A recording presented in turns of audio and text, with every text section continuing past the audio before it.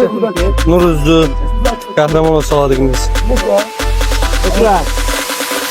Sadiq Qəhrəmanov 28 fevral 1996-cı ildə Salyan rayonunun Kərimbəyli kəndində dünyaya göz açıb.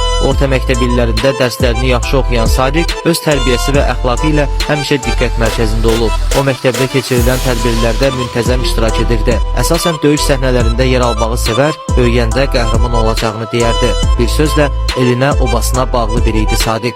Orta məktəbi başa vurduqdan sonra hərbiçi olmaq arzusu onu bir an belə tərk etmir. O öz istəyi ilə müddətdən artıq xidmət edən hərbi qulluqçu kimi hərbi dəniz qüvvələrinin xüsusi təyinatlı taborunda xidmətə başlayır. 2023-cü ilin sentyabrında könüllü olaraq Qarabağda başlanan antiterror əməliyyatlarında qoşulur.